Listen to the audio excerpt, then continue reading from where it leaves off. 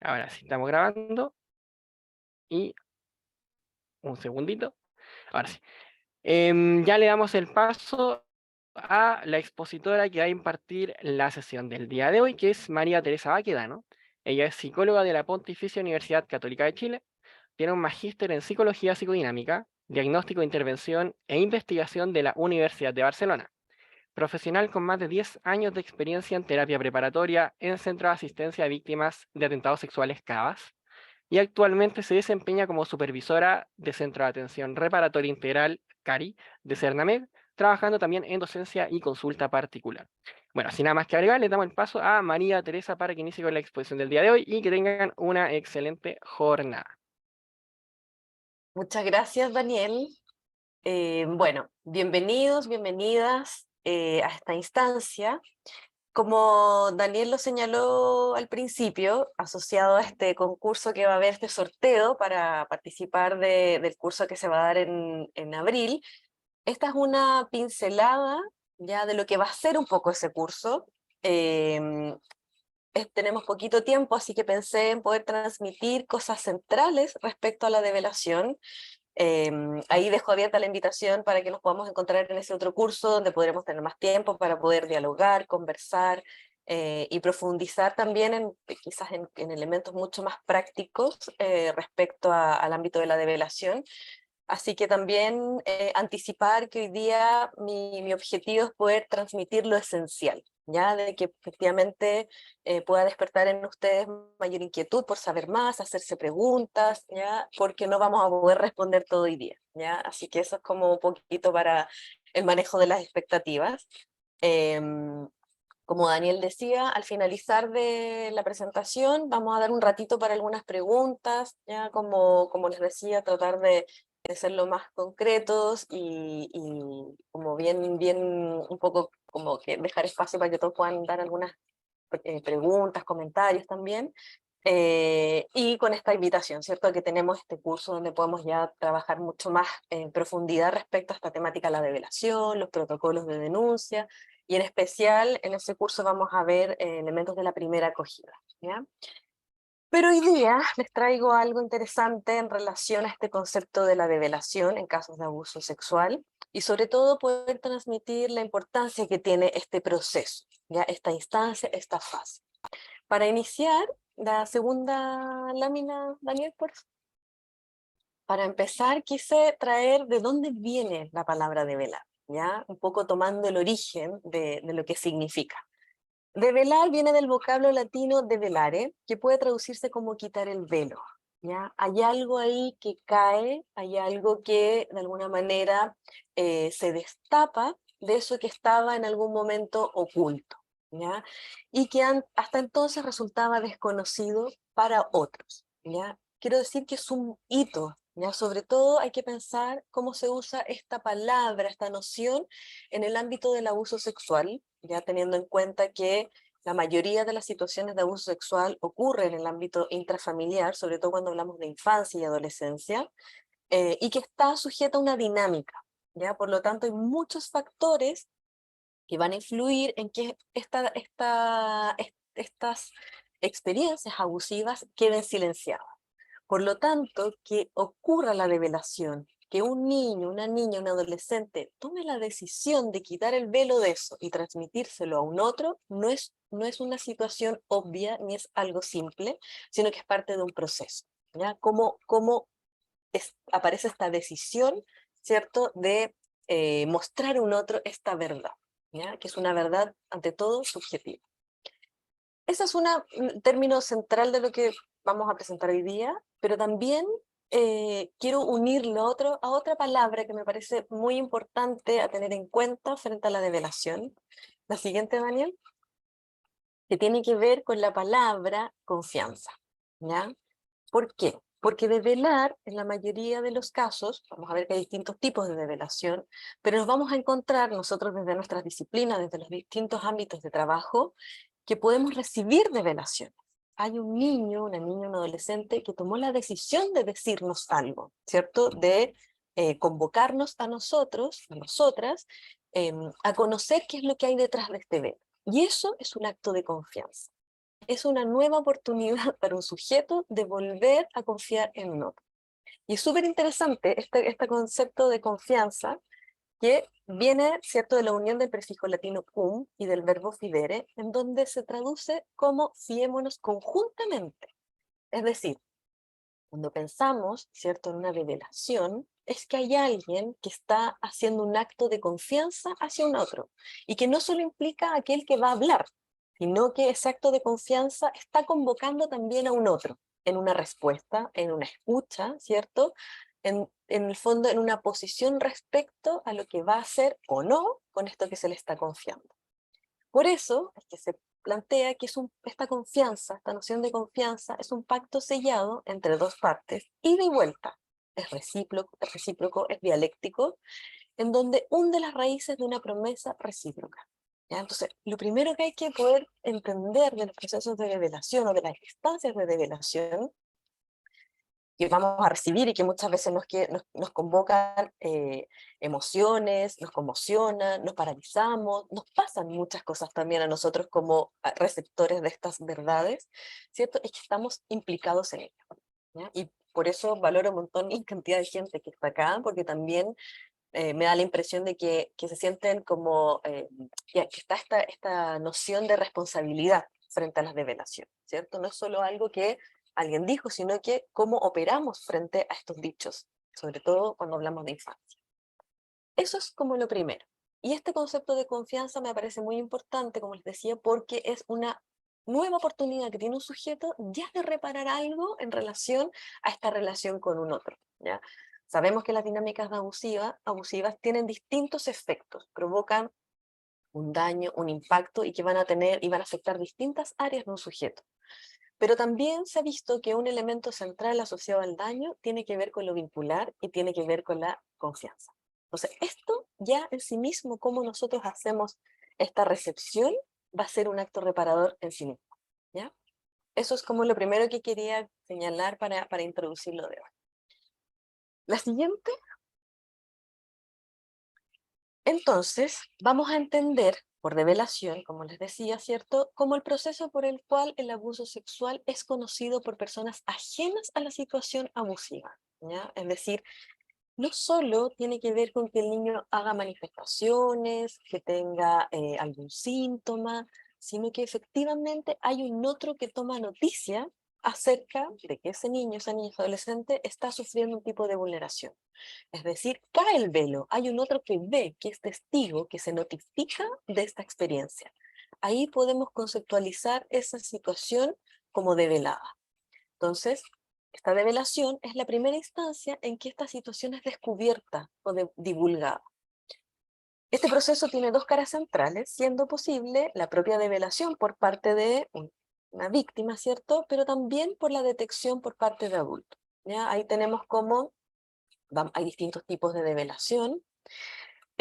Cuando es eh, como comunicada por parte de la víctima, es una develación que es premeditada. Efectivamente, es lo que hablamos antes, hay una decisión, ¿cierto?, de ese niño, esa niña, ese adolescente, por comunicar esto que se está viviendo, pero también puede estar la detección, ya sea por situaciones circunstanciales, por ejemplo, hay evidencia biológica, hay lesiones, o muchas veces en los casos de adolescentes, hay adultos o cercanos a la familia que encuentran, no sé, conversaciones, escuchan conversaciones telefónicas o efectivamente presentifican el acto abusivo, ¿ya? Eso también es una develación. Es decir, hay un tercero que rompe el silencio en el cual se ha dado la dinámica abusiva, que sabemos, sino como está sostenida en esta idea del secreto. Esto se rompe, se termina, hay un quiebre. Ahora, las revelaciones pueden ser exitosas, fructíferas, que esto deja de ocurrir, o pueden ser fallidas, que también ahí tenemos muchas experiencias en donde ese tercero que tomó noticia, ¿cierto?, minimiza, devalúa, niega, desmiente, ¿cierto?, este relato, esta vivencia. Pero eso no deja de ser una revelación, sigue siendo una revelación. La respuesta de ese otro, ¿cierto?, es lo que va a tener un efecto, en el caso que no logre dar acogida, un efecto contraproducente, ¿cierto?, respecto a la elaboración del daño y la superación de las experiencias abusivas. La siguiente, Daniel. Entonces, un poco lo que les comentaba al principio, ¿cierto? Este abuso se puede dar a conocer por distintos medios. Cuando proviene del propio cuerpo, hablamos de síntomas. Vamos a poder identificar ciertas manifestaciones que se presentan de manera persistente, sistemática, recurrente. Es importante esto que estoy diciendo porque muchas veces se habla de los indicadores de abuso sexual, ¿cierto? Pero hay elementos que tienen que ver con algo que persiste, que insiste. Y no es un síntoma aislado, no es que una vez este niño, esta niña presentó una pesadilla, no es que una vez, ¿cierto?, generó por ejemplo, una crisis de angustia. No son hechos aislados, sino que hay algo que insiste, que se instala en el funcionamiento psíquico de ese sujeto y que interrumpe. ¿Ya? Ahí hablamos de un síntoma. Pero también, ¿cierto? Cuando vemos ciertas señales que son de la conducta, que no quiere ir con esta persona, por ejemplo, que hay cierto rechazo a ser tocado, son signos que también nos hacen darnos cuenta de estas señales a las cuales atender. Pero principalmente, y que es fundamental como expresión directa de esta situación de abuso, tiene que ver con la palabra. ¿Ya? Porque otros elementos uno puede tomar y puede indagar, puede preguntar para abrir qué es lo que está ocurriendo, ¿cierto? Pero hay algo de lo cual, como les decía anteriormente, y que yo creo que donde nos vemos más complicados nosotros, tiene que ver cuando esto se explicita directamente por la palabra, ¿cierto? Aparece el impacto, aparece la sensación de no sé si voy a poder ayudarlo, no sé qué hacer, aparecen muchos mecanismos que nos intentan tratar de ayudar de sobrellevar esta situación. Y ahí es donde yo creo que aparecen, bueno, qué herramientas tengo. La siguiente. Entonces, esta develación es este primer encuentro con un otro para testimoniar la experiencia de abuso y será fundamental para su posterior superación, ¿ya? Ese primer encuentro. En este sentido, contar con elementos jurídicos, sociales, psicológicos serán las herramientas que nos permitan tomar las mejores decisiones para acoger y abordar los relatos de quienes logran romper el silencio y develar. Es decir, esto nos convoca a una responsabilidad no solo del área disciplinar en la cual nosotros nos desempeñamos, no solo desde la psicología, ¿ya? O del ámbito social o del ámbito educativo. Estamos hablando de situaciones que implican un delito, por lo tanto es importante tener nociones de lo jurídico, ya que lo vamos a ver en el curso porque es con la abogada además, que nos da esas herramientas para poder identificar nuestro accionar, qué es lo que dice la ley, los tiempos para operar, y eso a nosotros nos sirve efectivamente para poder recurrir en ese momento que recibimos una develación, no es a improvisar, ¿cierto? Sabemos qué es lo que hay que hacer frente a estas situaciones desde el ámbito jurídico. Lo mismo en términos sociales, ¿cierto? Si tenemos noción de una situación de vulneración, también el ámbito social nos dice cómo operar, cómo garantizar la protección, que eso es lo principal, ¿cierto? Que hay situaciones de vulneración, dónde informar, son herramientas nuevamente que nos permiten estar más preparados frente a estas experiencias de develación. Y desde el ámbito psicológico, también en el sentido de qué decir, cómo respondo, cómo opero en términos emocionales también frente a alguien que devela esta situación, porque no es trivial lo que uno dice en esa primera instancia, ¿ya? Entonces yo pensaría en estas tres áreas de cómo cada área aporta con herramientas que nos permiten a nosotros sentir que tenemos este como marco que nos respalda para saber cómo responder en esta situación. Y que también nos devuelven la seguridad y la tranquilidad necesaria para que la víctima sienta que encuentra una solución con lo que está diciendo. No un otro que se angustia, no un otro que se paraliza, no un otro que da indicaciones como, sin, ahí está lo psicológico, ¿cierto? Sin saber con quién está enfrente. ¿Ya? Entonces, nos permite poder también, de manera vincular, transmitir algo de calma frente a estas experiencias que generalmente provocan crisis, no solo en quien nos está hablando, sino que en el sistema familiar. La siguiente. Entonces, vamos a entender, ¿cierto?, que la develación es ese momento en que se rompe el silencio. De acuerdo a las características de la develación, van a existir distintos pronósticos, ¿ya? Esto es importante, no voy a profundizar, propiamente en esto, pero voy a decir algunos elementos. Existen, bueno, las características de la develación, es decir, eh, ¿cómo se da esta develación? ¿Es una develación directa? Es decir, aquí, las características de la develación, el momento en que ocurre la develación y a quién se dirige la develación. Son tres como puntos centrales. Si es una develación que es premeditada, lo que les decía, la víctima decide, ¿cierto?, contar esta experiencia de abuso, ya nos da una noticia, ¿cierto?, nos dice algo de ese sujeto, de su pronóstico, de las características del abuso, de algunos recursos que puede tener también ese niño, ese adolescente, porque algo logra identificar de esto que vivió como abusivo e insoportable. Que es distinto, por ejemplo, cuando las características de la develación son circunstanciales, es decir, alguien se dio cuenta, alguien vio la situación abusiva, alguien encontró el diario de vida, no sé si alguien tiene, pero, o el WhatsApp, ¿cierto? Ahí uno podría decir, como hipótesis, ¿cierto? La situación abusiva, por ejemplo, o la dinámica abusiva todavía estaría operando.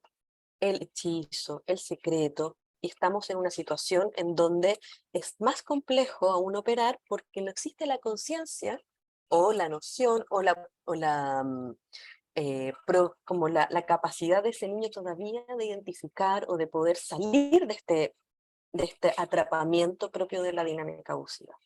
Por lo tanto, los pronósticos, ¿cierto?, son distintos ya en esas dos maneras de develar. Eso es un elemento. Por ejemplo, ¿cuándo ocurre la develación? También es distinto si es una develación inmediata, es decir, ocurrió el evento abusivo e inmediatamente se develó, ¿cierto? A cuando es una develación tardía. Ocurre el evento abusivo y pasa mucho tiempo, años incluso, mujeres adultas que después de que han vivido toda una vida, se permiten, se habilitan, ¿cierto? O se dan cuenta, ¿cierto? Que esto fue una situación abusiva. También nos habla de pronósticos distintos, nos habla de la dinámica abusiva también y sus características. ¿Ya? Por eso es importante conocer qué la hace develar ahora, ¿cierto? Los tiempos de la develación, porque nos van a dar estos elementos. ¿Y a quién devela? También es un elemento que nos aporta información. No es lo mismo que un niño o una niña le devele a alguien de su entorno cercano y de confianza, ¿cierto? Que sería una develación directa, que si lo hace hacia alguien fuera del ámbito familiar, sería una develación indirecta. Por ejemplo, eso nos da información.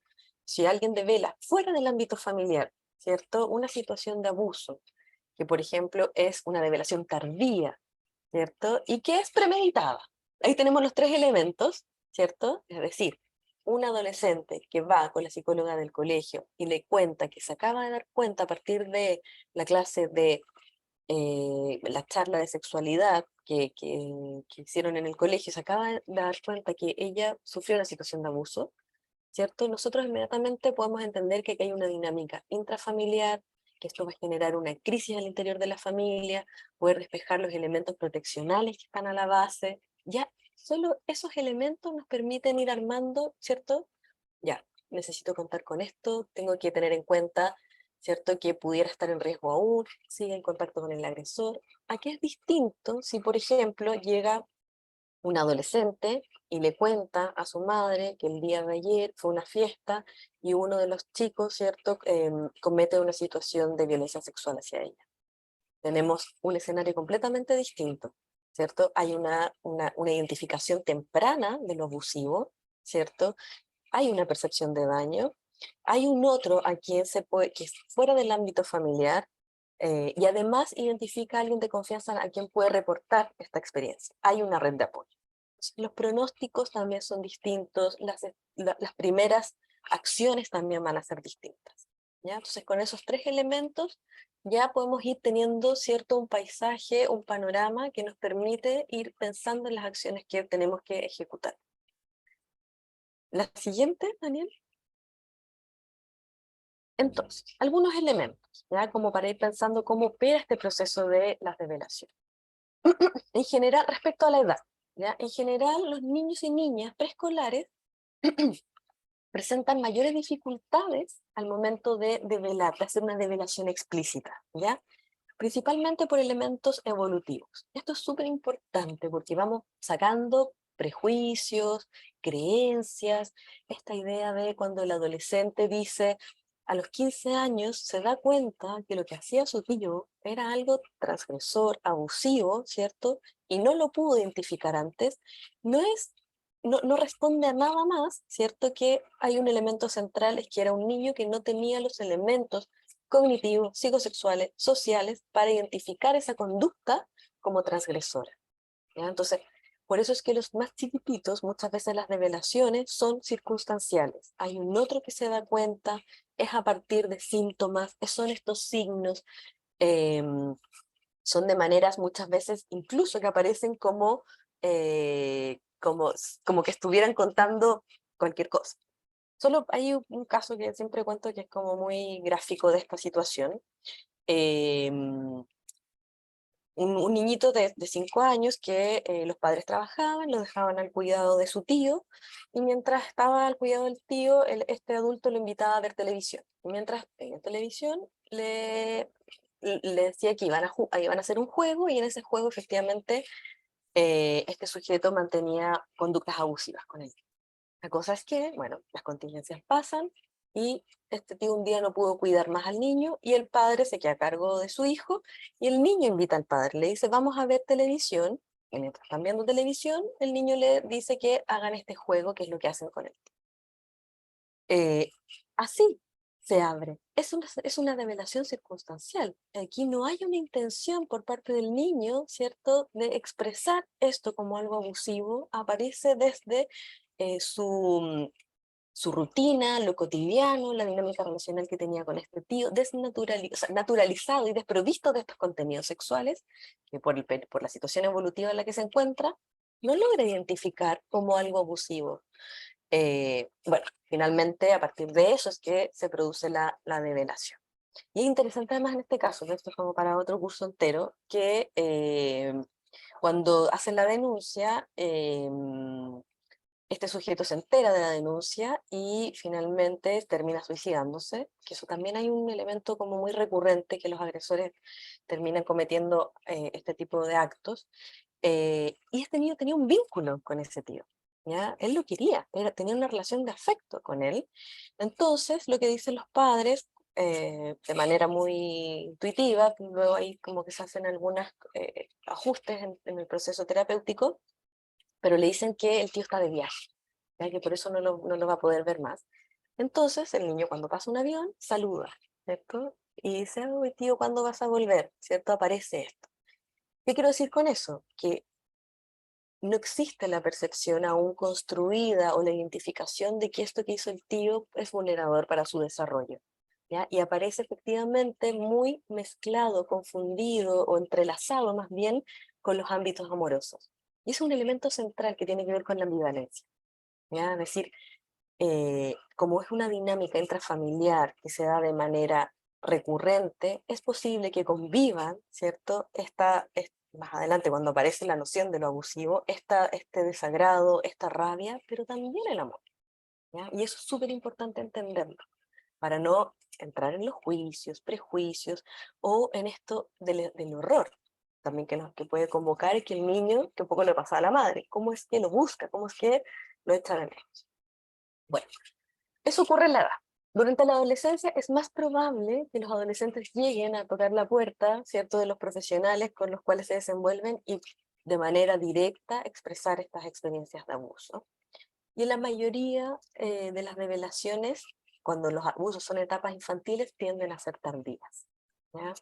Eh, Ahí tenemos nuevamente otro elemento que nos hace pensar, ¿cierto? Los niños, los adolescentes están mucho más expuestos a situaciones abusivas del ámbito intrafamiliar, lo cual, por la dinámica abusiva, por la etapa evolutiva, hace difícil que puedan romper el secreto, pero también poder entender que esto es violento.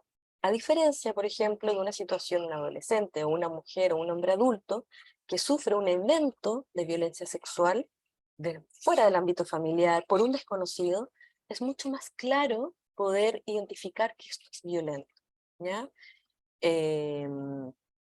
Por eso es que cuando ocurren en la infancia, generalmente pueden pasar años, en donde esto se mantenga como un secreto y surjan estas revelaciones tardías. En relación al género, ¿cierto? El género femenino devela mucho más que los hombres, ¿ya? Lo cual no quiere decir, o sea, estadísticamente sigue habiendo mucho más prevalencia de victimizaciones sexuales en mujeres, ¿ya? Efectivamente, las variables de género, o sea, como estos, la perspectiva de género influye tremendamente en la violencia sexual, los estereotipos asociados a la mujer, lo femenino, ¿cierto? Como objeto, como la cosificación del cuerpo, ¿cierto? Toda la tradición de patriarcado, pero, ¿cierto? Que hayan más denuncias no quiere decir que no existan abusos hacia los hombres. ¿Ya? Las variables de género, estos estereotipos también influyen en las posibilidades de revelación por parte de los hombres. ¿Ya? Hay muchas creencias y muchas como ideas asociadas al abuso masculino, en términos de que pueda convertirse en un agresor, ¿cierto? Que altera su orientación sexual, se cuestiona la virilidad, ¿cierto? Lo masculino, y eso va mermando en que los hombres puedan revelar, e incluso que puedan identificarse como un acto abusivo. Tengo un paciente que también fue agredido por una tía, ¿cierto? Y él cuando llega a la sesión no entiende, él tenía 13 años, esta mujer tenía, bueno, da lo mismo, era un chico menor de edad, pero él no logra entender por qué le ponen tanto color, decía si él quería mantener relaciones sexuales. Él se sentía como un ganador en este punto. Efectivamente no había una percepción de daño, pero ya esa dificultad de poder evaluar eso como abusivo, la apreciación era la evaluación de daño, es que había ahí una distorsión, ¿cierto? Ocasionada por las conductas de seducción, por los discursos de poder instalados en esta mujer y también por la variable cultural, ¿cierto? Buena, ¿cierto? Una mujer mayor, este chico empieza a presentar estos signos que hablábamos antes, que empieza a generar relaciones con mujeres mayores y a fantasear de manera intrusiva, persistente y que le generaba malestar, y ahí donde él dice, bueno, si esto me está haciendo mal, que fantaseaba escenas sexuales con mujeres mayores y no con niñas de su edad o esta exploración propia de la adolescencia. O sea, ahí uno va viendo el daño más allá de que él no tenga la percepción de daño, ¿ya? Porque está avalado también por una cultura en donde los hombres, ¿cierto?, pudieran iniciar su sexualidad de ese modo. Sí, también está ese elemento. En la relación con la figura del agresor, ¿ya? En general, cuando es un sujeto intrafamiliar, las revelaciones tienden a ser tardías. Hay mayor latencia, ¿cierto? Es difícil para un niño, primero, identificar que lo que hace este sujeto de confianza, amoroso, de cuidado, o sea, el padre, la madre, también hay agresoras mujeres, pueda ser leído como nocivo. Si me quiere, me cuida, debe estar bien esto. ¿Cómo le va a decir que no al padre? O sea, efectivamente, hay mucho más tiempo para poder localizar esa experiencia como dañina para el desarrollo de este niño. Cuando es un sujeto desconocido, lo que hablábamos anteriormente, las revelaciones tienden a ser inmediatas, ¿cierto? Es más claro que esto es violento, ¿cierto? Una, no hay una estrategia utilizada, no hay un vínculo de confianza que confunda esto que está ocurriendo. Otro caso, chiquitito, viñeta. Una paciente que fue agredida por el vecino, y esta dinámica tenía un modo superandi. La madre, no, hay un misterio, le enviaba comida a este sujeto y usaba a mi paciente para llevarle comida. Y en eso que ella llevaba, este sujeto empieza muy poco a poco a instalar esta dinámica abusiva y lo hace de un modo de generar una aproximación temprana de la sexualidad. Hay un proceso de erotización, ¿ya? Primero por preguntas, luego la exposición a material pornográfico, el sujeto compra algunos elementos como, no sé, como de juguetes sexuales, ciertos aceites, y pasaba esto recurrentemente hasta que finalmente el sujeto comete la violación.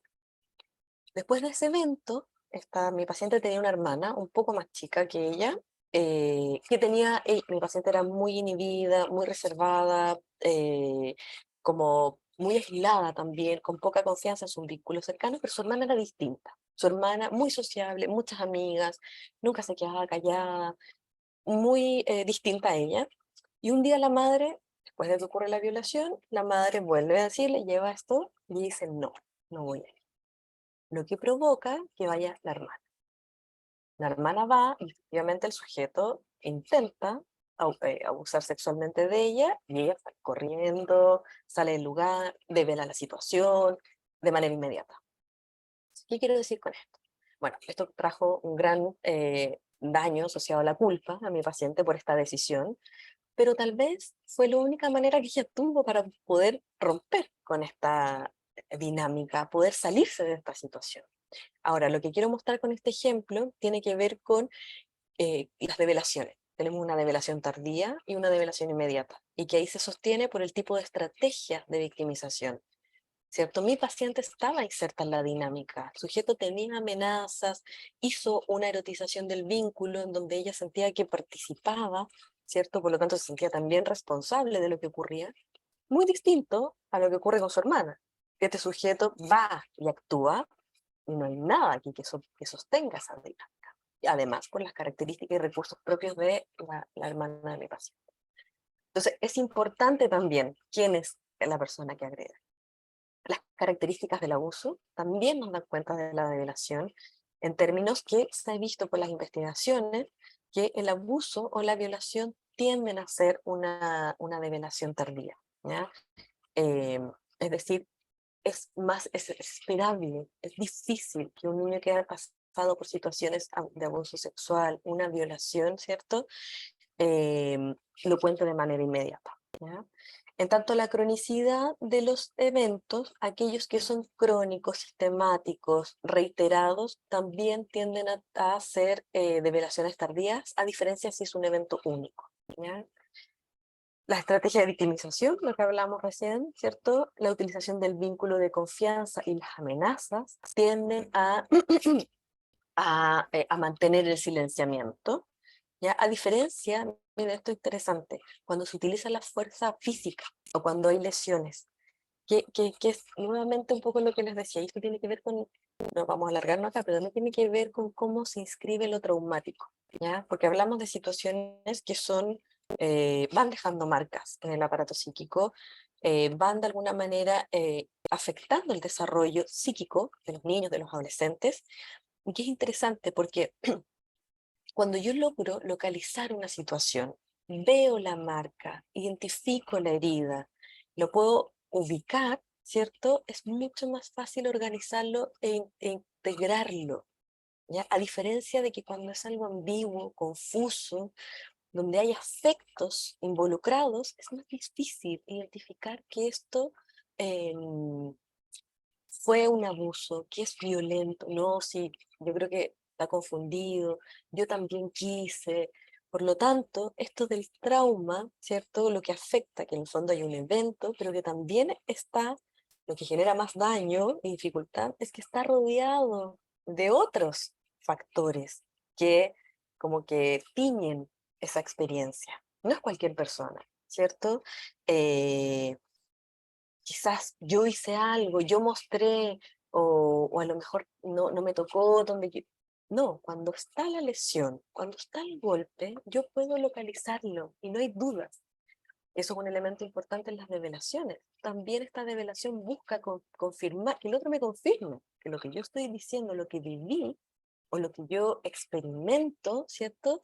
Tiene la cualidad de existencia psíquica, que sí, sí, hay una vivencia que el otro solo, o sea, que esa vivencia solo va a existir en tanto un otro la reconoce, porque no tengo dónde ubicarla en el cuerpo o en algo concreto, que es lo que ocurre distinto cuando hay lesión, cuando hay un maltrato, por ejemplo, físico, donde ahí está, acá no, acá es una vivencia, ¿ya? Entonces también estas develaciones, cuando son la estrategia de victimización, tiene que ver con toda esta artimaña que hace el agresor, ¿cierto? Que desde el ámbito relacional generalmente dificulta el proceso de develación.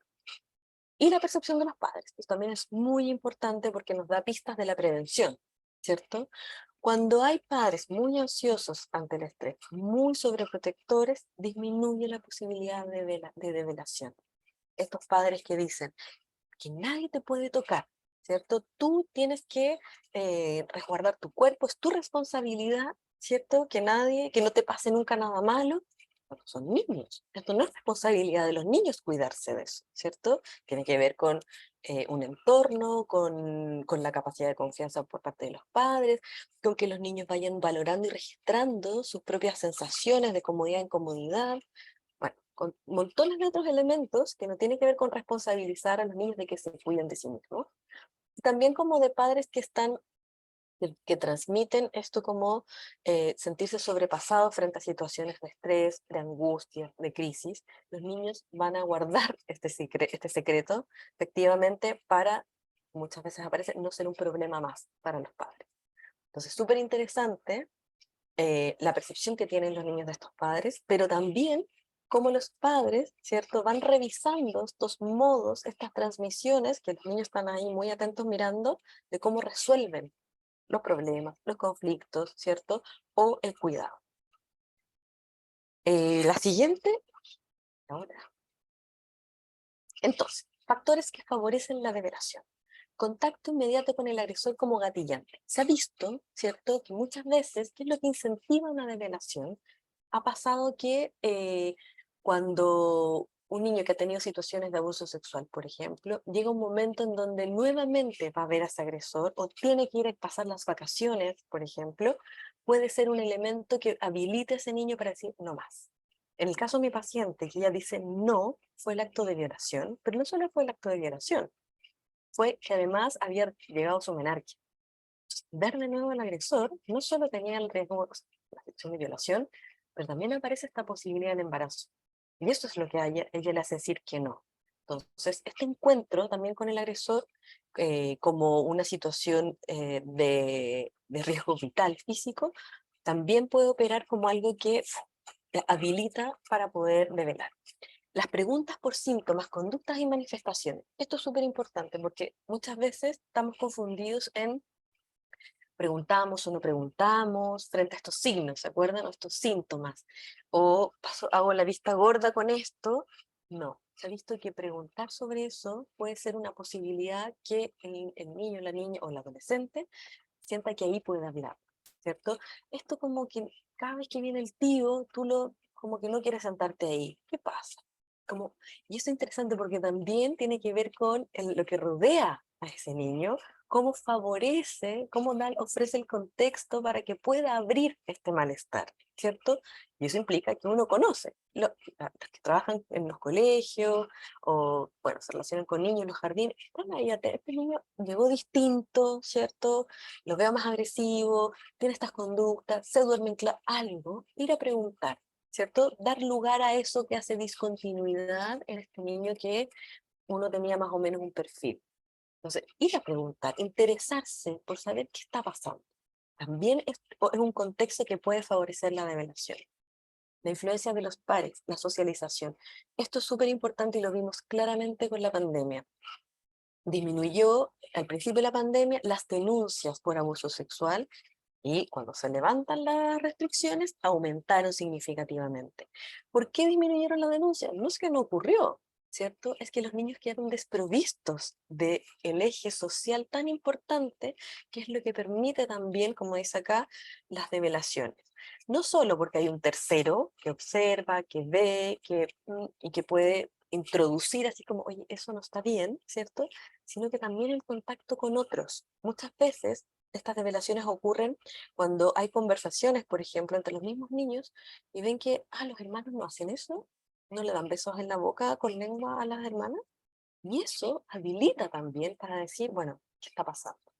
Entonces, claro, mientras una familia se mantenga aislada, los niños encerrados, sin mucho vínculo con otros, es más probable que la situación de abuso se mantenga, ¿cierto? Y opere el secreto y el silenciamiento. La socialización habilita las revelaciones. Toma de conciencia del abuso a través de la educación. hablar de sexualidad, la sexualidad normativa, la sexualidad abusiva, hablar del consentimiento, todos estos temas, ¿cierto? Son muy importantes porque aportan las palabras que necesitan los niños para nombrar eso que alguna vez me pasó, ¿cierto? Les otorga, yo hablo como el diccionario, ahora puedo nombrar eso como algo que no estuvo bien, que tiene un nombre, ¿cierto? No fue un juego, ¿cierto? Sino que fue un acto abusivo. Pero eso es a través de una información, de algo que transmiten otros a través de la educación del cuerpo, de las sensaciones, de la sexualidad, de los vínculos, ¿cierto? Todos estos elementos. Tener la percepción de que son creídos y validados en sus relatos en general, ¿ya? Como esto de que el niño va a transmitir una vivencia y no es como ya, si eso no importa, o ya estás inventando de nuevo. Dar lugar en otros ámbitos de la vida, ¿cierto? Les permite a los niños tener la convicción de que si yo voy a contar esto, va a tener lugar para ese padre, para esa madre, para esa profesora, ¿cierto? De que en el fondo son validados en sus relatos.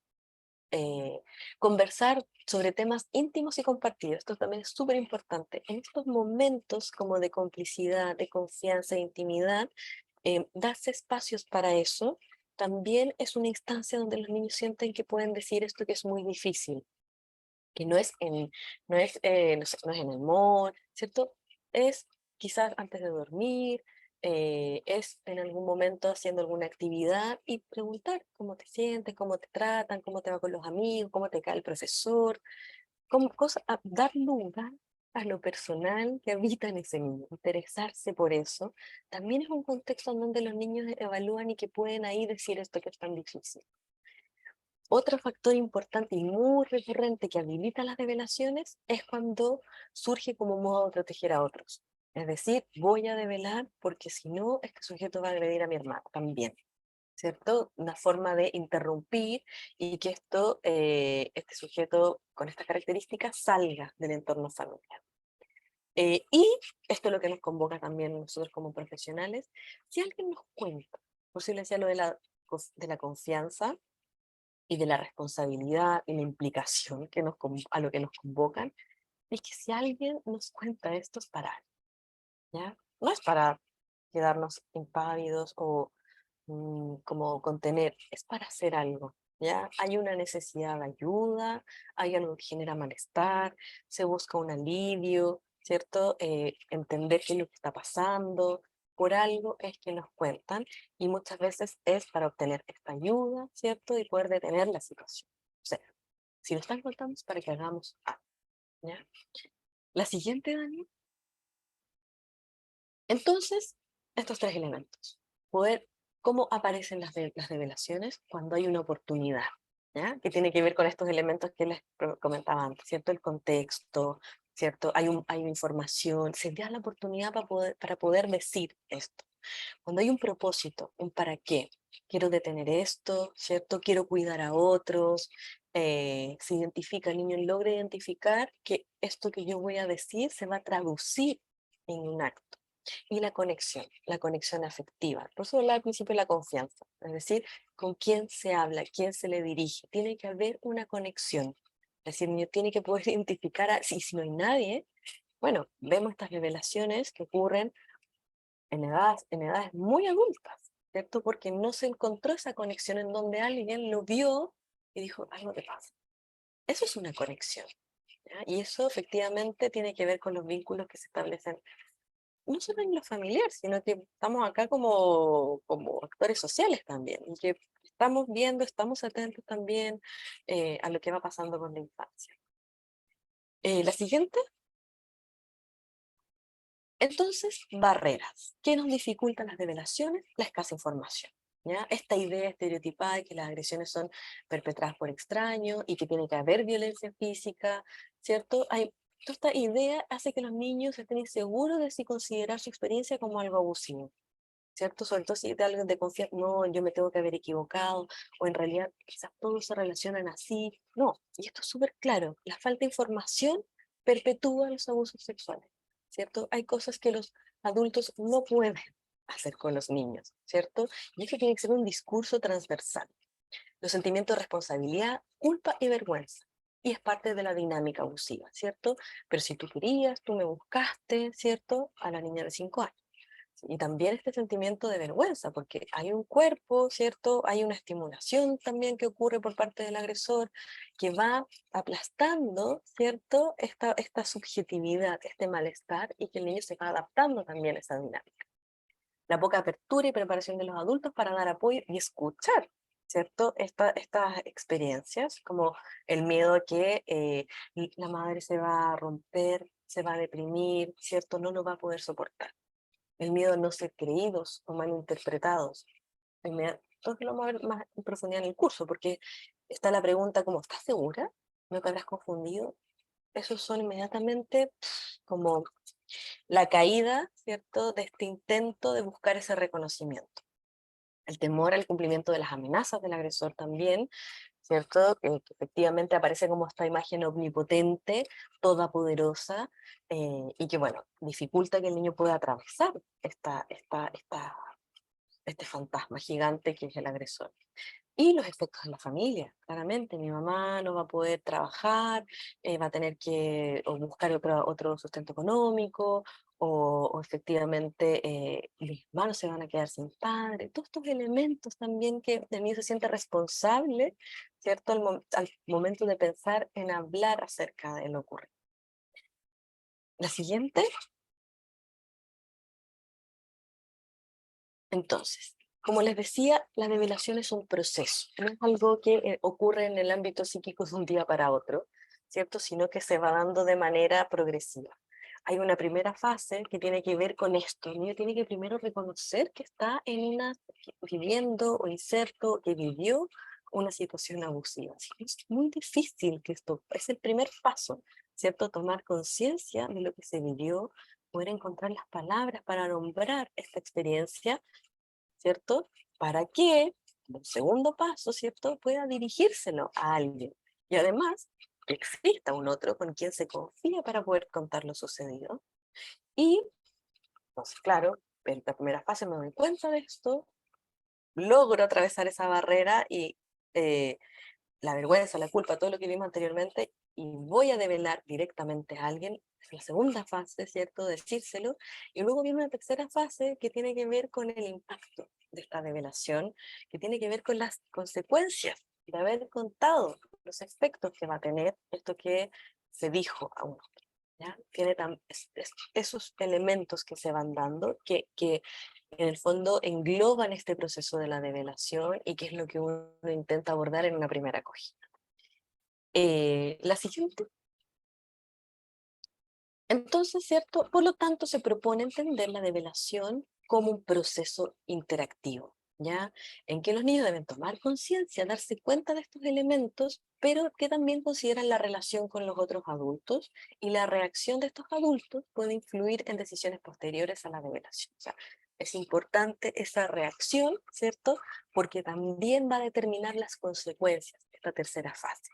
Si yo veo una madre desbordada en crisis, lo que le devolvemos, o un profesional, le devolvemos que esto es del horror y que hay algo que no se puede reparar y que está quebrado, ¿cierto? Que se le devuelve, insisto, el horror. Que es distinto cuando nosotros nos enfrentamos y decimos, ok, esto es doloroso, hay una experiencia aquí de sufrimiento, acogemos emocionalmente eso, pero también sabemos cómo hacer. Y esto tiene un principio y tiene un final. Y lo vamos a acompañar en llevar a cabo estos pasos. La siguiente. Entonces, algunos niños, niñas y adolescentes intentan develar, como decíamos, a través de estas manifestaciones conductuales, pero si los adultos no entienden estos intentos, abandonan esos esfuerzos, ¿ya? También hablamos, tengo muchas pacientes adultas que parte de la elaboración del daño ni siquiera tiene que ver con la experiencia de abuso, sino que tiene que ver con la respuesta de las madres cuando develaron, ¿ya? En términos como muchas veces cómo no se dieron cuenta, ¿cierto? Porque tuve que llegar a esto, otras veces ideación de suicida para que ella lo viera, o también la respuesta de las madres de a mí también me pasó y yo estoy acá, ¿no? Y esa respuesta del otro va a ser fundamental. La siguiente. em, Entonces, todos estos aspectos asociados a una reacción negativa por parte de otro frente a la revelación o la incredulidad de las figuras significativas pueden asociarse al fenómeno de la retractación, que es el riesgo y que es lo complejo también, que es la otra cara de la revelación, ¿cierto? Que es que en el fondo, esta tercera fase, cuando se perciben las consecuencias del abuso, por eso es tan importante sostener esa última fase también. No es solo que el niño habló, sino que lo que viene después es fundamental de poder sostener, porque en el fondo va a generar que esa crisis muchas veces, y es lo esperable, que los niños se retracten, con la finalidad de volver a la homeostasis, a minorar el dolor de la madre, ¿cierto? Poder bajar esto de estar tan expuestos a que todo el mundo sabe esto que ocurrió, ¿cierto? Entonces tienden de alguna manera a cambiar la versión, desdecirse, y que va complejizando el fenómeno. Ahora, frente a la retractación, uno que escuchó la primera parte, ¿cierto? Puede entender que eso aparezca. Y ahí yo siempre me hago la pregunta, ¿qué ganaba este niño con haber hablado de esto? Y segundo, ¿por qué involucra el ámbito de la sexualidad? Podría decir tantas otras cosas. Entonces, ¿por qué eligió eso? ¿Cierto? Entonces, eso no quiere decir que uno entiende que es parte del fenómeno, pero también quedarse con estos elementos que ok, sí, se puede retractar, pero igual me quedo con esto que dijiste, ¿cierto? La siguiente. Entonces, la respuesta y la reacción que otorga el medio frente a la develación, ¿cierto? Pudiera provocar un efecto más nocivo muchas veces que el mismo abuso sexual, y es lo que nosotros llamamos la victimización secundaria, ¿ya? Es decir, cómo los entes sociales, los actores sociales van a reaccionar, a responder frente a las develaciones, ¿cierto? Puede ser una salida muy reparadora o puede generar una nueva victimización, ¿cierto? Que es volver a desconocer a ese niño en su calidad de sujeto. No, si eso no fue tan importante, no, ¿qué estás hablando? O bueno, tú lo hiciste. Eso es cosificar, eso es anular la experiencia del otro para decirle yo, nuevamente, como hace el agresor, ¿cierto? Lo que debe sentir o lo que debe pensar. Entonces, dependiendo de la respuesta del entorno, puede amplificar el daño de la experiencia. Los discursos asociados al género en cuanto a los estereotipos, prejuicios, van a dificultar la posibilidad de una escucha reparadora. Y eso es lo que nosotros, como actores sociales, tenemos que estar revisando, que no se nos cuelen al momento de escuchar una develación. Siguiente. Entonces se ha planteado la develación es esencial para detener el abuso, ¿cierto? Que esto deje de ocurrir, deje de ser una problemática eh, tan habitual, ¿cierto?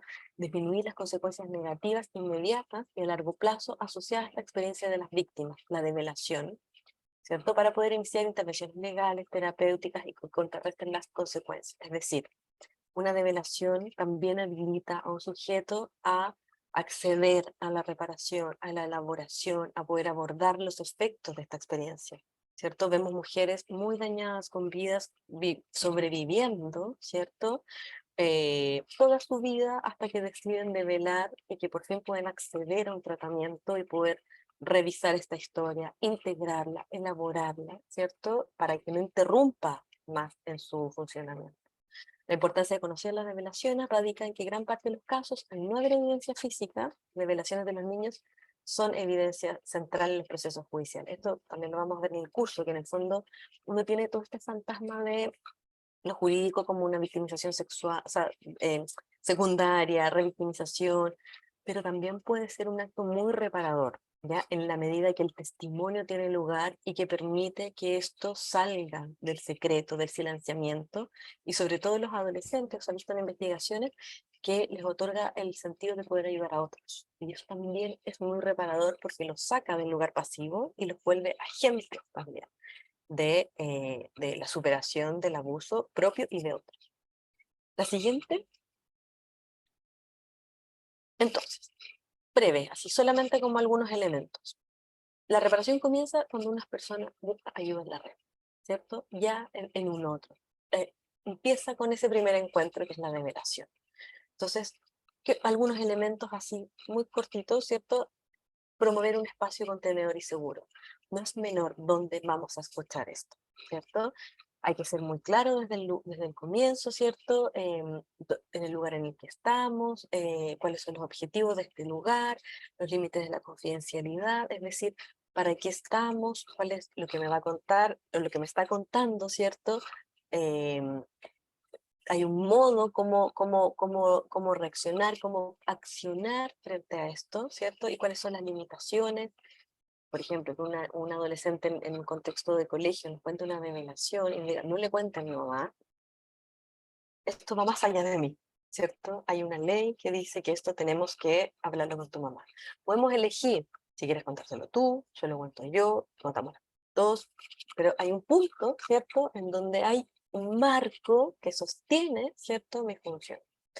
Importante en esa instancia evaluar las condiciones de riesgo, ¿cierto? El abuso sigue ocurriendo, el contacto con la figura del agresor, si existe ideación suicida, si existe riesgo vital, riesgo psíquico también, ¿cierto? Entonces es importante, lo primero, poder garantizar o poder evaluar, ponderar, ¿cierto? El nivel de riesgo en términos psíquicos y físicos. La siguiente. La identificación de figuras de apoyo y contención en su entorno inmediato. ¿Sí? Okay, sabemos esto, ¿con quién contamos? ¿A quién llamamos? ¿Con quién vamos a recurrir de tu entorno cercano para ir pensando, ¿cierto? En conjunto, cuáles son las acciones que hay que ir haciendo. ¿Ya? Es decir, identificar quiénes son esos otros. La visibilización de los recursos personales. ¿Ya? Es decir, poder valorar la importancia que tiene lo que nos está contando, ¿cierto? Como un recurso. Aquí hay un niño que logra identificar lo bueno de lo malo, lo que le hace bien y lo que no. Eso ya es un valor tremendo, porque no es fácil. ¿Ya? Para un montón de cosas, incluso los adultos, nos cuesta identificar que esto nos está haciendo mal y poder pedir ayuda. Entonces ya eso es un recurso súper importante para poder mostrarlo en ese primer encuentro. No intentar establecer la verdad de los hechos. No nos importa, no estamos en un afán de policía, ni investigador, ni juez. Aquí lo que importa es la vivencia, ¿cierto? Cómo lo experimentó, cuál es la sensación, si se sintió transgredida, vamos a alojar eso, lo vamos a considerar, vamos a ver cuáles son las medidas que podemos adoptar para que se sienta lo más segura y protegida. Y la denuncia correspondiente en el lugar correspondiente. Eso también permite localizar y no que aparezca esta cosa tan gigante como que tengo que hacerme cargo de todo. Ya verán los tribunales, la fiscalía, si se cuenta con las pruebas suficientes, ese es otro tema. Nosotros tenemos que acoger esta vivencia subjetiva. La siguiente. Entonces, lo que hablamos, fortalecimiento de los recursos personales, esto que sí, o sea, cuenta con recursos, por algo llegó hasta acá, ¿ya? Validar esta confusión, es importante esto, entender, sí, uno va a entender que es difícil, porque también hay un afecto, ¿cierto? Respecto a quién se está sindicando como agresor. Es entendible que aparezca confusión, es entendible que tenga miedo de lo que va a pasar con este sujeto, ¿cierto? Pero eso no puede ser mayor que su propia seguridad. ¿Ya? Eso es lo que uno va transmitiendo. Reflexionar en torno a posibles soluciones. ¿Cómo lo vamos a hacer? Llamamos a tu mamá, ¿cierto? Lo converso yo con ella primero. Vamos pensando alternativas de cómo ir accionando, ¿cierto? Y lo que les decía, focalizarse en esta subjetivación de la experiencia. Aquí no nos interesa la verdad, ni la hora, ni el día, ¿cierto? Sino que esta experiencia de sufrimiento, ¿cierto? Que hoy día logra compartirla, confiarla a un otro. La siguiente. Entonces, simple. ¿Qué no hacer? Cuando nos estén dando estas develaciones, estos testimonios, no interrumpir ni apurar. Hay que, si ya abrieron esto, avisamos, vamos a estar ocupados, no me molesten, tengo el tiempo para ti, ¿cierto? No interrumpir ni apurar. No enjuiciar. Aquí cada uno tiene su modo de solución. Y esto es importante, como si el adolescente llegó a este momento y nos cuenta, es porque antes no pudo hacer algo distinto, ¿cierto?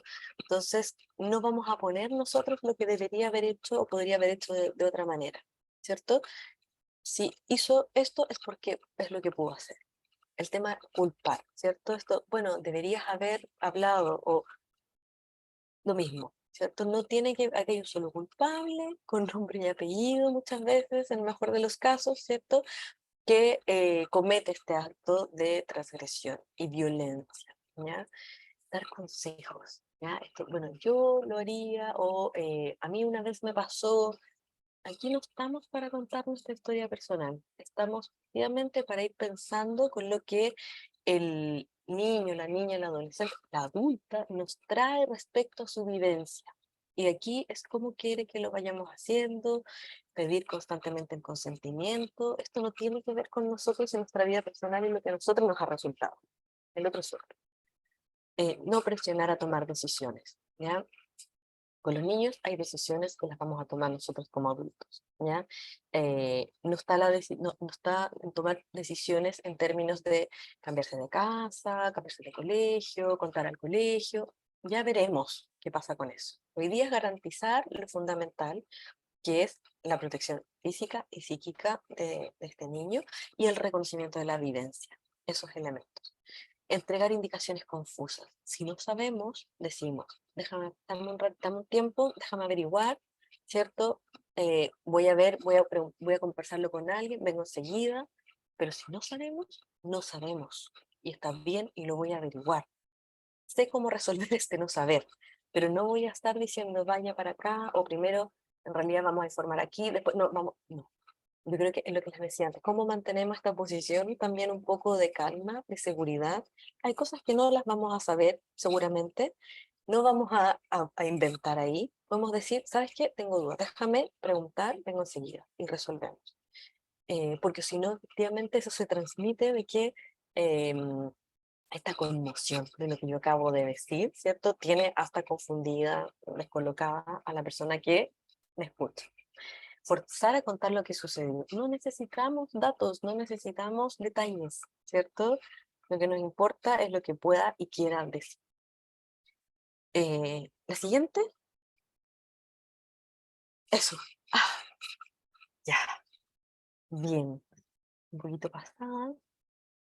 Em, brevemente, ya, ahí, Cami, eso, levantó la mano al tiro. Muy bien. Quizás tres preguntitas, no alcanzamos para más. Para que, bueno, como les decía, hasta el curso, ya esto traté de hacer lo más sucinto posible, con lo más central, ya esto da para un montón de conversación, ya, pero vamos a ver qué es lo que surge aquí de sus preguntas. Cami. Hola, primero que nada, muchas gracias por el seminario, me encanta y ojalá ganar la beca, porque creo que mi duda se resuelve en el curso, pero mira, te cuento, yo soy psicóloga clínica, estoy atendiendo una madre que su hijo de 3 años devela abuso sexual por parte de una persona de la familia. Ujú, Entonces, hicieron denuncia, todo el tema, pero no ha habido respuesta de ningún programa, de ninguna oficina, ni del juzgado, ni nada de cómo va la denuncia, qué progreso. Se supone que iban a evaluar al niño, no lo hacen, la han derivado a otros programas que o está o no está, o están esperando. Entonces, mi duda es, ¿cómo podemos apoyar como terapeutas cuando el sistema también nos falla? Porque, bueno, hay muchas denuncias, se sabe de la saturación de sistema, etcétera. Y lo otro, ¿qué podemos hacer también en caso de cuando es muy pequeño? Porque en verdad no ha cumplido los 3 años, mm, mm, está a punto, ¿me entiendes? Y sí. todo esto pasó hace un par de meses. Esta persona llega a mí porque se siente muy desbordada. No, no soy la persona que escuchó la denuncia, no, o sea, el relato, ni nada, pero estoy acá acompañando a la madre en este proceso y tengo esas dos dudas. Mm. Muchas Sí, gracias. Cami, súper breve, como, porque claro, efectivamente da para un montón y ahí yo creo que la abogada Carolina te diría, anda a buscar acá, pregunta acá, te daría algunos elementos como más concretos de cómo maniobrar con el sistema también. Pero en tu rol de contener y como acompañar a la madre, yo creo que es súper importante cómo esta madre sostiene a su hijo mientras se resuelve todo lo otro. Entonces yo creo que ahí es fundamental de poder ir trabajando con ella, de cómo ella puede ir abordando, bueno, ahí habrá que ver si el niño presenta sintomatología o estas conductas o manifestaciones, pero en la medida que cómo la madre está preparada y con herramientas para sostener y acompañar a su hijo. Hoy día tu labor es esa, ¿ya? En términos de revisar con ella, hay muchos libros para niños que ella puede leer con él, cuando pasan alguna situación a lo mejor de crisis o episodios más agudos, de cómo ella puede contener a este niño, qué palabras decir, qué juegos puede ir haciendo con él. Quiero decir que no todo pasa por el ámbito terapéutico solamente de ese niño, sino que también de lo que el entorno pueda ir haciendo a su alrededor, ¿ya? El ámbito terapéutico con el niño pequeño es otra cosa, van a ser otras estrategias, pero tú aquí es fortalecer a esta madre que pueda contigo quizás trabajar con como su sentimiento, bueno, la tristeza, la traición, el duelo, la pena, para que pueda estar en mejor disposición de escuchar y sostener a su hijo. Y eso es fundamental, por lo que decíamos recién. El niño va a percibir los signos de tristeza o de angustia de la madre. Y ahí es como ella también puede decirle que puede estar triste, sí, que a veces se siente mal, pero que ella va a estar bien, como también con ella trabajar ciertas frases pequeñas que le puede ir diciendo al niño que le transmitan esta calma y de que están haciendo lo que hay que hacer. Y ahí, bueno, te sugiero, no sé, pues ver si es que hay otros modos de poder apurar el sistema, quizás hacer un informe, bueno, no sé, quizás ya están hechas muchas cosas, pero efectivamente es un niño que necesita tener un espacio pronto de manera individual. Eso Cami te podría decir como así muy brevemente. Javiera.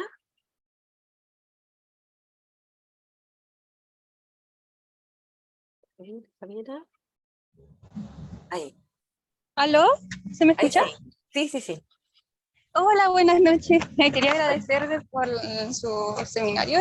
Me gustó mucho sobre el tema. Yo soy estudiante de psicología y tengo una duda. Dime. Mi duda es, ¿qué ocurre cuando, perdón, cuando, es que ¿qué pasa si la niña fue abusada, pero se lo contó a una psicóloga? Pero, y el padre se da cuenta, pero el padre hace la denuncia, no el psicólogo. Ujú, Y cuando está hecha la denuncia, la niña no quiere darle la declaración. ¿A ujú. qué se debe? ¿Cómo? ¿Lo último? ¿A qué se debería? Porque si la niña logró decírselo al psicólogo, pero no se lo logró decir al papá, pero en cambio el papá ya se dio cuenta y hizo la denuncia. Eh, o sea, ¿a qué se debería? Nos falta mucha información del caso. O sea, como que Ah, hay que poder entender, pero efectivamente, sí, y tú, está bien, o sea, si el padre se da cuenta, ahora, la psicóloga debería haber hablado con el padre porque hay una situación de delito y efectivamente informar al padre de que está ocurriendo esta situación, incentivar a que él, está bien que él haga la denuncia, no la psicóloga, porque también es como, ¿qué pasa que él, la figura de cuidado, no denuncia? Él operó bien, ¿cierto? Pero aquí la psicóloga me parece que si la niña devela esto, tenemos horas para denunciar, o sea, como que es parte de la obligatoriedad de nuestro rol. Ahora, que la niña no quiera declarar, claro, hay muchos elementos, no sabemos quién es la figura, si faltan montones de elementos para poder entender esa decisión de ella. Eh, pero creo que ahí el padre, si sospecha, tiene que hacer la denuncia, está bien. No sé si por ahí te respondo un poquito. bueno, sí. Bueno, muchas Porque gracias. no tenemos antecedentes. Y ahí, bueno, otra cosa que es importante es el caso a caso, ¿ya? Un poco lo que les decía, no podemos generalizar, hay que tener el contexto para poder ir entendiendo por qué o cómo, o cada víctima hace su decisión de cómo develar o qué, cómo proceder, ¿ya? Eso es súper importante, no hay una generalidad para todos. Constanza. Chicos, no voy a poder dar a todas las manitos, lo siento un montón, ¿ya? Pero si no, acuérdense que viene el sorteo además. Dale, Hola, Constanza. buenas noches. No sé si me escucha. Sí, te ¿Sí? escucho bien, sí. Hola, mira. Bueno, yo trabajo en el ámbito educativo. Yo soy profe, pero llevo muchos años trabajando en convivencia escolar, hice mi magíster en las temáticas de familia e infancia. Y bueno, en realidad yo tengo una duda porque es primera vez que me pasa que en el tema, bueno, en los colegios está pasando mucho el tema de las develaciones con la aparición de los equipos psicosociales y estos equipos que estamos como cubriendo como todas estas temáticas que más del área como más del ámbito más familiar probablemente.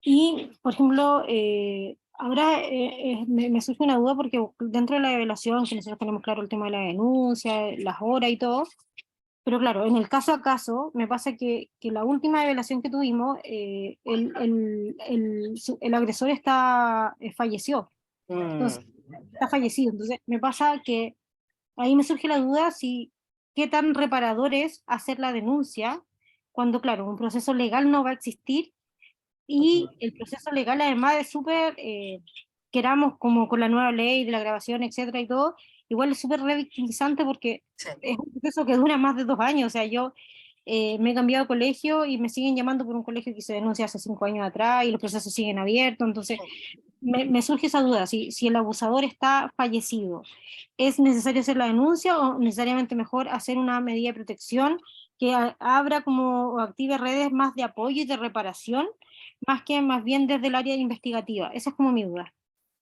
Sí, solo yo no tengo tan claro, ahí por eso me falta mi colega aquí, la abogada, yo no sé si se puede denunciar a alguien fallecido, no sé si hay algún abogado ahí, no tengo tan claro, que en el fondo no hay un nombre, es lo mismo que ocurre cuando los delitos son cometidos por sujetos desconocidos, hay que dar un nombre, tiene que estar ubicable este sujeto, por eso muchas de las causas de estos episodios únicos se caen, por eso también bajan las develaciones, porque no hay un nombre.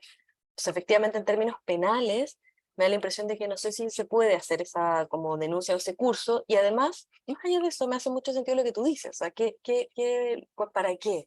¿Cierto? Versus lo que esa niña necesita hoy día es poder acceder a lo otro, ¿cierto? Que su vida pueda continuar y que no termine, ¿cierto? Junto con la del agresor, ¿cierto? Ella tiene que continuar, tiene que poder elaborar esto, que es lo importante. Y eso también es súper como para decir que son situaciones paralelas, ¿cierto? Como no todo se juega en lo penal, que una causa, ¿cierto? Incluso salga absuelto, no quiere decir que no es culpable, ¿ya? Es que faltaron evidencia, es que un montón de el proceso, etcétera, pero no quiere decir que sea culpable, ¿cierto? También hay un juicio social que lo puede hacer la familia, juicios simbólicos, eh, y pasan en otros registros que yo creo que son los más valiosos cuando hablamos de la recuperación, ¿cierto? Un sujeto puede estar en la cárcel condenado y la niña sufriendo igual el daño. Entonces no tiene que ver con lo concreto solo de la realidad, sino que también de cómo esta experiencia se integra en el día a día de una persona que ha sido víctima. Porque no es que la vamos a borrar, no la vamos a olvidar, no porque el sujeto falleció o está condenado se termina el sufrimiento. Tiene que ver con el proceso, con integrar esta experiencia, con mirar la cicatriz, ¿cierto? Y saber que está ahí, pero ya no duele. Y que puede seguir haciendo otras cosas, ¿no? Entonces, me parece interesante esa apreciación que traes, como dónde invertimos las energías. ¿Mm? Ya, Lucas, el último.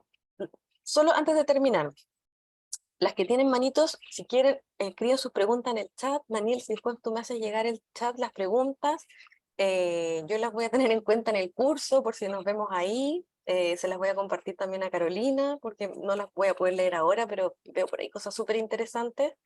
Em, entonces, porque no tenemos más tiempo, ya lo siento mucho.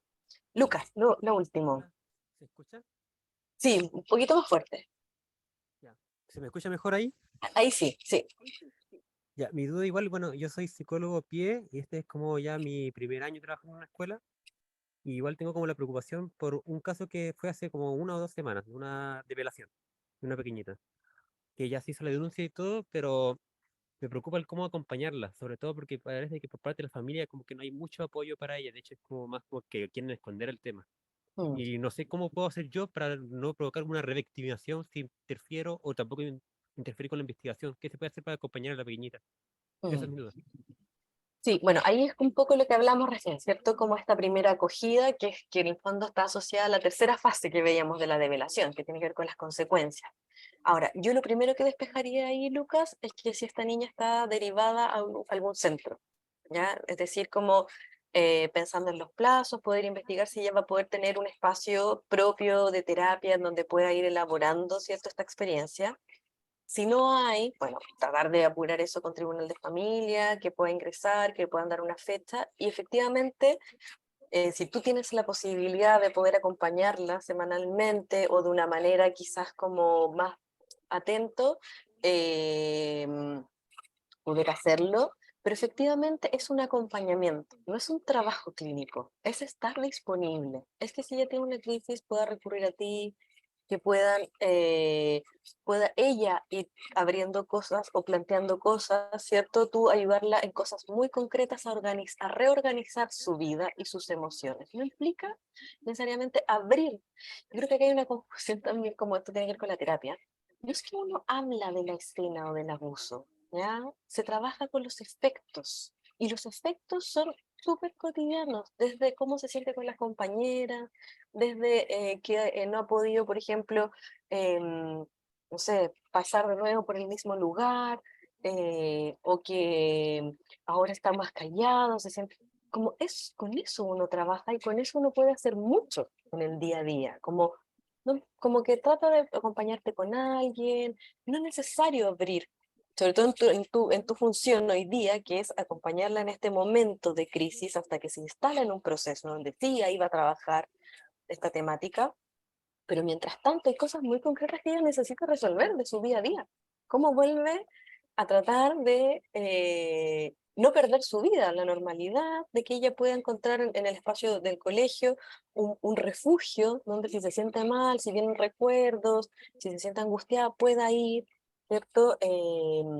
Que pueda conversar contigo, que se siente, por ejemplo, no sé, que los compañeros la miran de tal manera, tú puedas decirle, bueno, bien, y te quedas acá, cosas muy, muy cotidianas de lo concreto que también se desorganizan con estas revelaciones, porque aparece otro elemento de la identidad nuevo.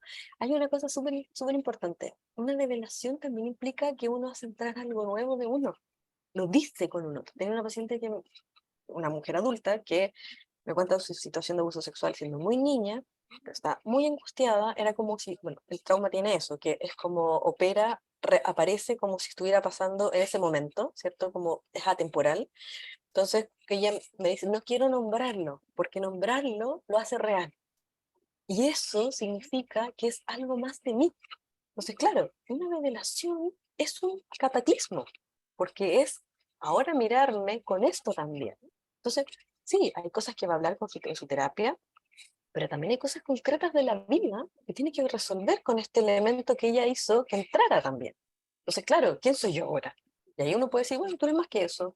Bueno, la deportista, la estudiosa, o no sé, ahí buscar un rasgo de ella que pueda ayudarla a sostener y atravesar y no quedar atrapada en esta identidad de víctima también. Entonces, ahí son otros elementos, si se dan cuenta, este acompañamiento, que no es solo la elaboración de lo traumático, en lo terapéutico, que eso ya tendrá su momento, pero uno puede hacer intervenciones que ayudan un chico a atravesar esta crisis, organizar la experiencia, ¿ya? Es un poquito, Lucas. Bueno, Gracias. les agradezco un montón las cámaras que hayan prendido, que hayan encendido sus cámaras, poder verlos, no saben lo distinto que es. De verdad, yo creo que mi entusiasmo ha sido porque tengo gente que cuesta mucho que lo haga, siempre está la cámara apagada, así que de verdad lo valoro un montón y lo agradezco mucho. Bueno, muy invitados al curso que vamos a hacer con Carolina, ya ahí vamos a tener más tiempo para responder, me voy a llevar las preguntas igual ahí, Daniel, para que me las mandes después.